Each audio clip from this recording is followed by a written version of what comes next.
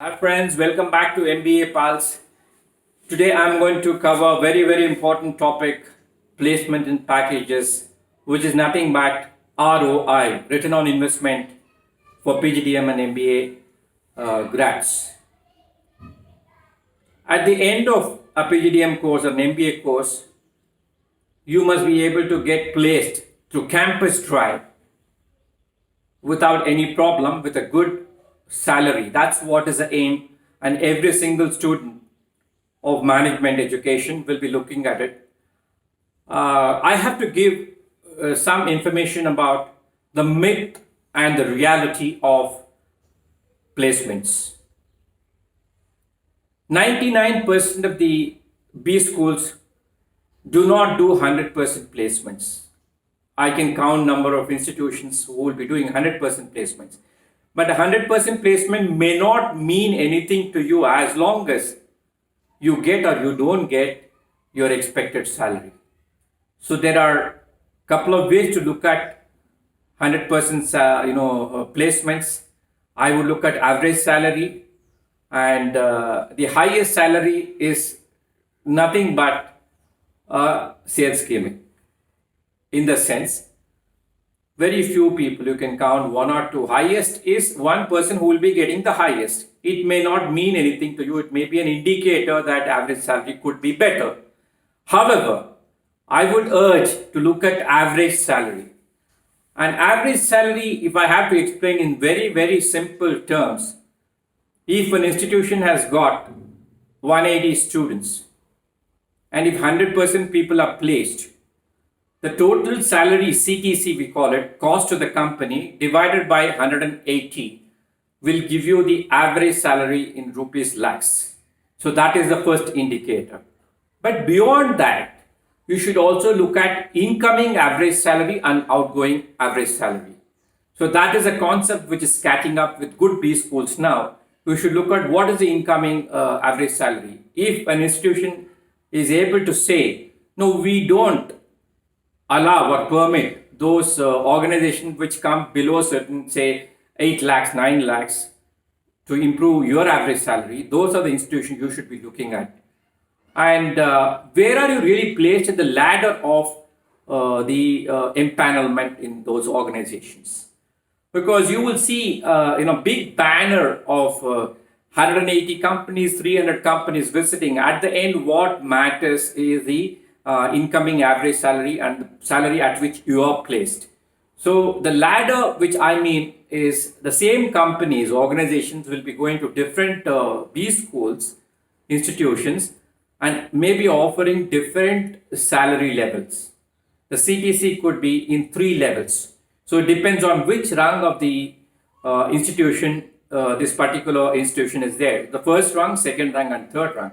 So even the salary offered for some institution could be 20 lakhs, 15 lakhs, and for others it could be 7 lakhs, and some it could be 3.5 to 4 lakhs. So you should be very careful. So you will see a big banner of 180 companies, colorful banner. But even if a company has walked in for one-time recruitment, also they will put that banner with a logo. Don't get misled by those kind of advertisement gimmicks. And more than anything else, I would look at 100% immersive learning in those institutions. And the people, the student community should be ready for critical business solution. That is really making a good PGDM student employable. So it has to be industry-backed curriculum. On the technology side, it will be flipped classrooms, blended learning. I'm talking about interactive sessions happening. And all facets of industry leadership actually should come out in the 2-year program. If that doesn't come, then there is no meaning in looking at only placement and packages, because that will not happen if you look at it. And when you talk about good PGDM institution or MBA institution, they have a defined progressive placement cell. What I mean by progressive placement cell is they should be directly reporting to the director, the people who are in charge of it. And there has to be a continuous industry connect and continuous corporate relation. They should be coming and going for courses related thing, delivering lectures. And there has to be a junior placement committee or a cell and a senior placement committee or a cell, and they have to work in tandem. And I would, urge the B schools to look at it. All these things should be handled by student communities. It could be JPC or SPC. It doesn't matter. But they have to handle. They have to negotiate even for the salary. They have to talk about the institutions, the branding, all these things. Then the placement process will be very, very effective. Another yardstick or a measure I would look at is the Alumni Connect. If you look at Alumni Connect, the first basic thing you should look at how many batches have passed out from that institute and whether they are continuously getting updated, in terms of alumni where they move. So if you look at an institution which is existing for 10 or 15 years and you calculate approximately the number of people who would have passed up the institution, and the Alumni Connect is less than 80% of the people who passed, probably those institutions may not be worth looking at it because there is a huge gap. Because alumni play vital role in placement, SIP, and delivering courses, curriculum, because after 5 or 10 years, you should look at where are they. If an institution talks about Alumni Connect is very good, go and see what are their positions, where are they globally spread, and are their designations are in correlation with number of years passed. All these things have to be looked at before you select a good B school. Another thing which is related to placement and packages is a live project. The live projects, most of the B schools which boast about it may not really have, and they just talk as a theory.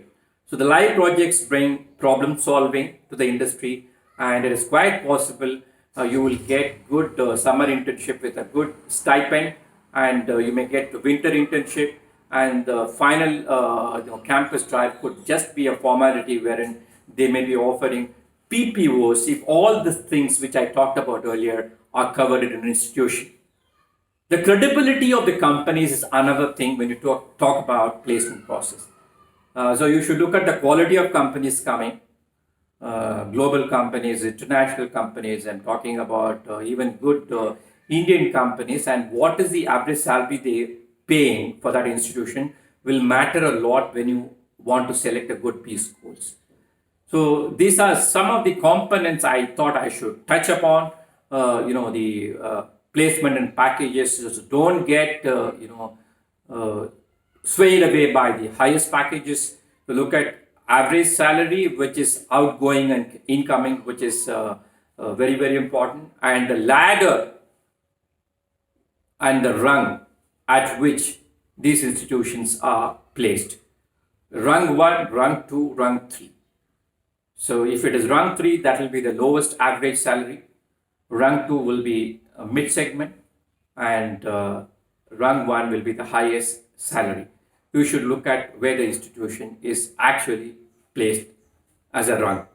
So because many institutions will have all those common companies visiting, but this rung does matter a lot. Look at that. That is what is an indicator for the good average salary for an institution. And another thing I want to talk today is also about the CTC component of packages. CTC is nothing but cost to the company. I would be covering in detail about this, in my next session. But as I said, if you're sequentially watching all my videos in the MBA Pulse YouTube platform, you will be able to have a direct connect to ROI. That is today's session, and I'll be also explaining some more components of CTC to all the students. In the meantime, keep watching MBA Pulse YouTube channel. Also subscribe to my channel, YouTube MBA Pulse, and visit my website www.mba-pulse.com. Thanks for listening to me. Have a great day.